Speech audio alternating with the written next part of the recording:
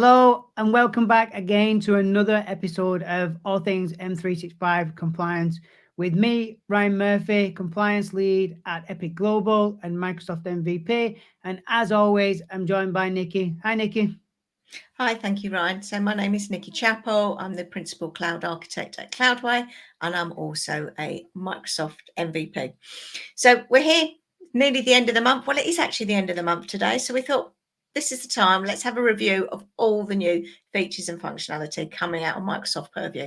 And they keep coming, don't they, Ryan? Month after month, we get a deluge of brand new features. Indeed. It's hard to keep up nowadays. There's that much going on, but we try our best, and we always pick out the ones that were the most favorable for ourselves and hopefully for you as well. So I guess let's kick off. So one of the things that sprung to my eyes was the customer key enablement for e-discovery.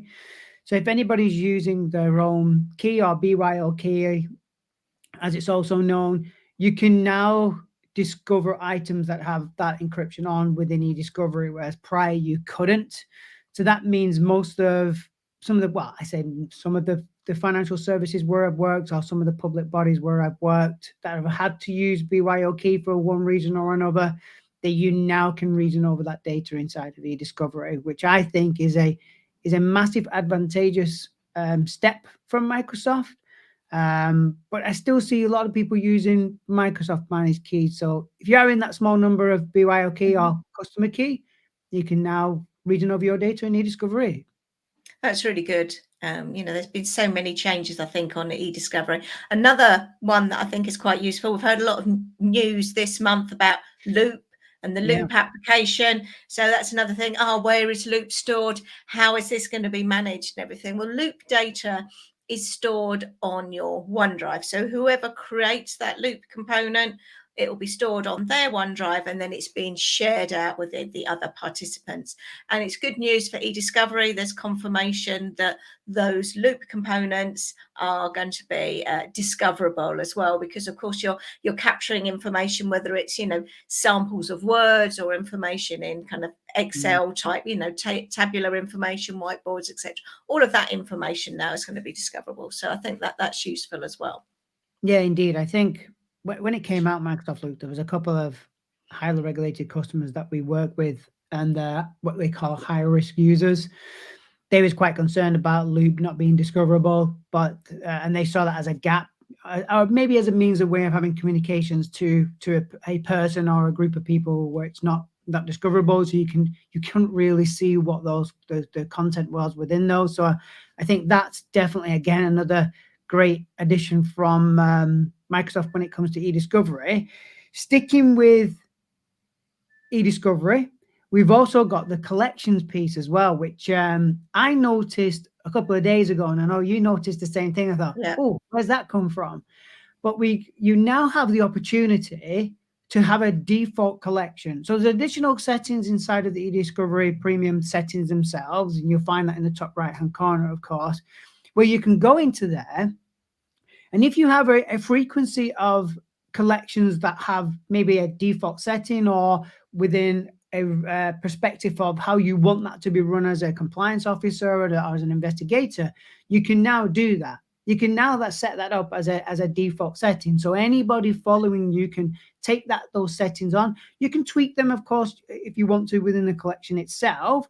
But the main global settings, as I should say, are there for you now to have that default setting of those collections, which, again, great product feature from Microsoft if you're running lots of these searches. Yeah. And I know a lot of organizations, use this heavily now, because so much of our data and our business communications and our files are in Microsoft 365. And I think another really good one that I like with the e-discovery as well is this capability to find the specific file version that was shared. So for people that are not familiar, when you're working with files in OneDrive and SharePoint, Microsoft is actually keeping versions of those files, up to 500 versions.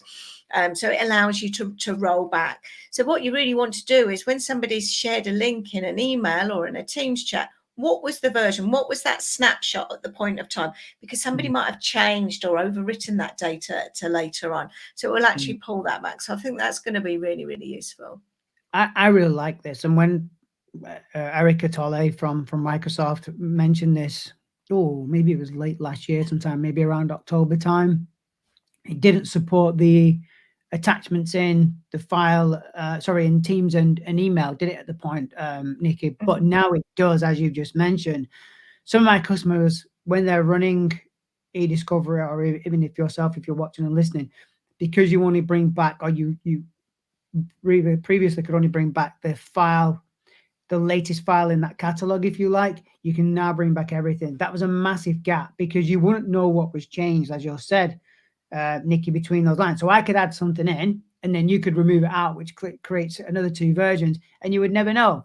So for me, working with heavily regulated companies, that's been such a bonus for those and for the discovery product itself. So some great changes there from the discovery team at Microsoft. So again, kudos to them. I think that they're making lots and lots of changes for e-discovery for the better, for sure. Definitely.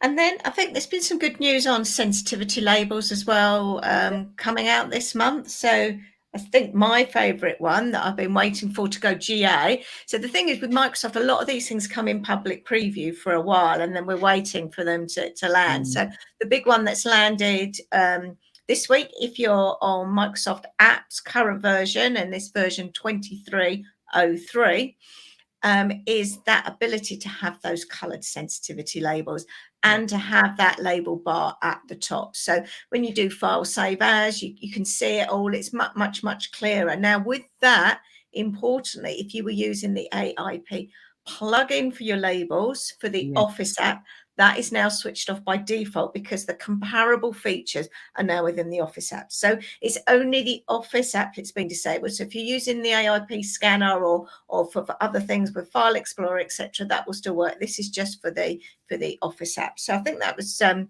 big one that I've been waiting for, with a couple of customers waiting to go with sensitivity labels. They love the colors and everything, and it just makes it so much easier. Using colors, and I have a blog on this somewhere on my website, of the traffic light system, has been such a benefit for new consumers of sensitivity labels, because you get the green, amber, red, and it's easy for you to understand that green can potentially mean it's public. There's no sensitive information in there, or orange, where something maybe have some type of sensitive information in, but you can share it internally. And then, red, where it potentially is, can't be shared outside of the environment, so on and so forth. So it's easy for you as a consumer, or if you're creating training documentation, to get those colors in, to give the opportunity for people to understand the sensitivity of the data that they're using, and of course the correct label to apply to that. Yeah, and apparently it works also with the accessibility tools. So for people that have got limited visibility, etc., those screen readers will actually read out the colour as well. So you're not just relying on a physical thing. There's a kind of the data capture behind it as well. So that's a good one. And I think, Ryan, you were talking about there's some new capability with PDFs, which of course people use a lot now. Yeah, absolutely. And not to flip back to e-discovery, but if you now have a PDF and it's encrypted, e-discovery will again be able to reason over that data and bring you that data back. So even though it's more of a PDF thing, it's still discoverable in e-discovery. More to the point, you can now actually within Adobe use the native label and the native labeling system to apply labels to PDF documents, which I think has been a long time coming. How long we've been using PDFs since sensitivity labels have been around, but it's here. It's eventually here. So I think that would be a massive benefit as well. So you're not having to start going in and out of the clients, or using the Adobe plugin and so on and so on, or even right-clicking and using the classify and protect with the IP label, unified labeling client. So again, I think that's, for me, with the e-discovery point of it, again, a massive bonus, but also doing it natively as well. I think that's a great addition also. Yeah, there are some caveats around, I think, with the native PDF things. And I have actually written a blog about that, about making sure that you've got the right settings. So that's on nikkichappell.com. Have a look there with some top tips. Now, Also, the other thing I think that's come out with the sensitivity labels this month again, GA, is that we've got this ability now to have a different label on a file as opposed to an email. So you can have, here's my default file, default sensitivity label for my file, which is often internal. But you don't want necessarily that internal label on an email because most emails are going outside of the organization. So what you can do is you can have this flexibility now, whereas you can have a different label, maybe public or open or whatever it is for your email. But if it senses that the file that you're attaching has got a higher level of sensitivity, it will automatically change that. So you can have that kind of flexibility on there, that if you've got a confidential file, it's labeled confidential, you add it to the email sense that, and then the email will also inherit that label property. So I think that's really useful because it makes life easier for people. It does. It absolutely does. And we've had cases in the past where you've been working on a document, and as soon as you open that document, you know exactly what to label it as. So let's say you label it as internal, confidential, internal, but you send that many emails, your last email could have been public. And what we've found is we've had to have a few cases where some companies we work with, that the document has had a high severity level than the actual email, and they've labeled the email a lesser label. And obviously that's gone out and it's been the label, the email itself has been readable. Now it takes that matching of the sensitivity label and applies it to the email itself. That's definitely a bonus for those who are subconsciously using a label more often than not than any other label on a document, you see. So for me, again, I think that's a great addition. Again, it helps training with understanding your classification taxonomy, or sensitivity labeling taxonomy, as Microsoft calls it, because you're then able to see that label has just been flipped up to the higher level, and you think to yourself, oh, I see what I did there. I can learn from that moving forward, of course. And I think that kind of the labeling, particularly with emails, brings us nicely onto data loss prevention as well. So, of course, data loss prevention and working with emails is a big thing. You know, you've got sensitive data and you want to try and send it out of the organization, and information is being blocked. So I know there's some new functionality being built in there with some of the communications and notifications around the email side as well, which again will make life a little bit easier. You know, why is this email being blocked? Yeah, for the policy tips, of course. I think that I've never understood why Microsoft didn't get this out sooner, because it's really nice to have that policy tip in there, as well as in Outlook on the web. If you've got that DLP policy set up, it'll actually prevent you from you can hit send, but it won't even send the email. So I think Microsoft could do with working that in also, because the last thing you want as a triaging data loss prevention reports is going through items that haven't left the environment because they've been blocked by the DLP policy, but also having the ability now to have that policy tip there to say, you won't be able to send this anyway, but take a look at what you're trying to send to the recipient you're trying to send because of the data or the sensitivity of what you're sending. So that's great. I think we're halfway there, but it would be nice to have the same functionality in the Outlook client than we have in the Outlook Web Access, where you just don't even get to send the email. I think it's having that comparable, similar processes across all the different applications. From an end user viewpoint, it can be, I think, complicated if they're presented with different information. At the end of the day, they're not experts in Microsoft 365. It's just a tool for them to get their job done. And sometimes you can see that frustration about, why can't I send this information, not necessarily understanding the context. So policy tips are really valuable there because it can explain why certain things are happening rather than just a hard block. Yeah, indeed. Yeah. Also within the DLP world, if you're working with endpoint data loss prevention, one of the big things there is that oversharing of information with other applications, often through the browser, etc. Obviously, Edge, being a Microsoft product, has the endpoint DLP built in. Chrome had an add-on, so it was an add-on that you could put into Chrome that extended the endpoint DLP to the browser. good news for those people who work with Firefox. So there's now a comparable plugin there. But yeah, for both Chrome and Firefox, it does require the IT teams to be able to push out those browser extension plugins to the devices, and then make sure you block all other browsers. Otherwise, people will find an alternative way around. Yeah, indeed. Again, another great addition, but for me, it comes a little bit too late, especially when you had the Chrome one, 2 years ago, maybe, that was that you're able to just download the extension, as you say, deliver it via an MDM or MEM solution, and then away, you're protected when it comes to Chrome as well. Some of the customers that I've worked with do have people that use Firefox, and they've had to strip it off the machines, but now they can have their favorite browser back with the extension and make sure that they're actually covered by the policies that you create to protect your sensitive information. Yeah, I think that's really good. And I suppose the other big area where we've had some changes this month is in data lifecycle management. So we've got the public preview of kind of what's called scoped administration.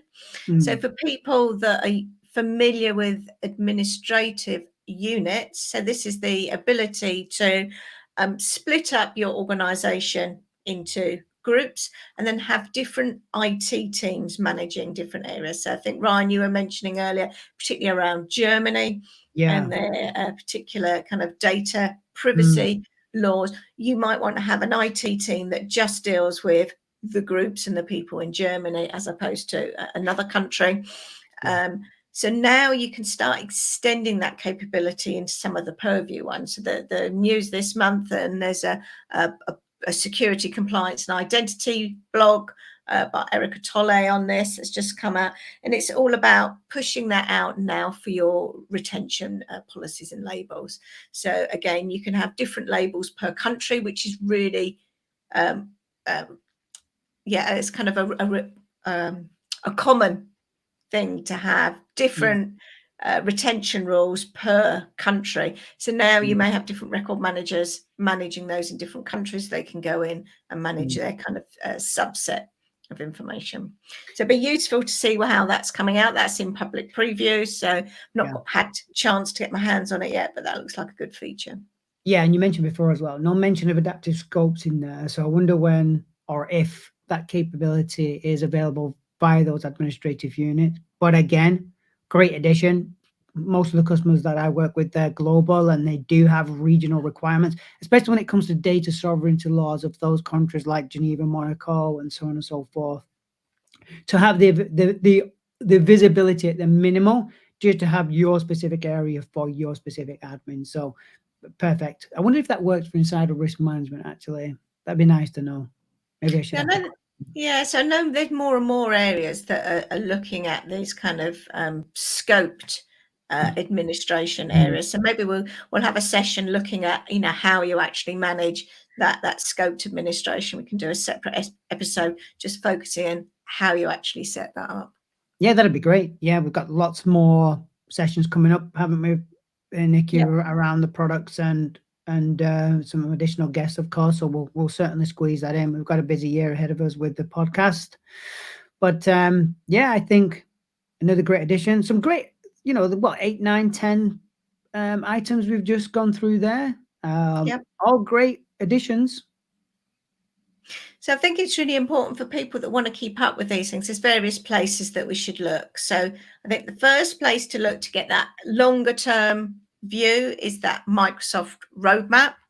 So that's kind of that long-term view, what's potentially in development. Then normally within 30 days, isn't it, of something being deployed, unless it's a major change, it then lands in your message center.